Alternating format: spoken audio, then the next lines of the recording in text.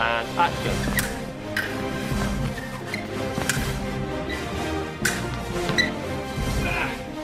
Can't move around. And now I can say and.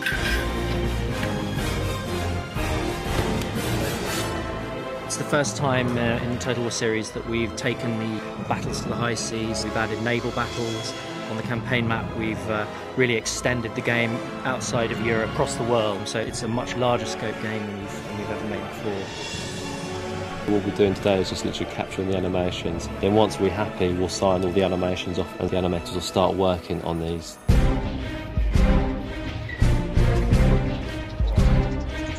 The motion capture that we're doing today, the majority of it relates to specifically dueling. That will be seen in the game in terms of the dueling movie, so you'll see the duel played out, which is strictly a sort of one-to-one affair between those two characters.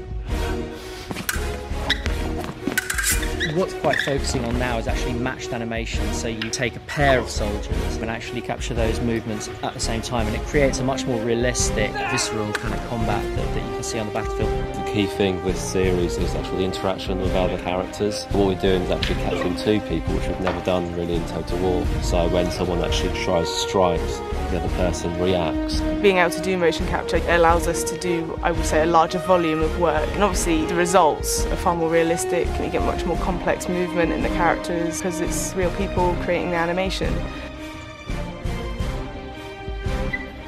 We want to make sure that the fighting is authentically 18th century.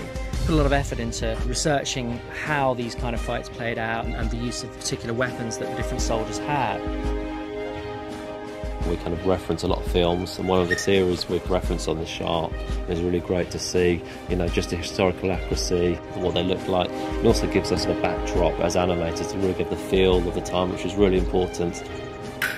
We're starting to use professional stuntmen to do the animation, and actually that makes a big difference.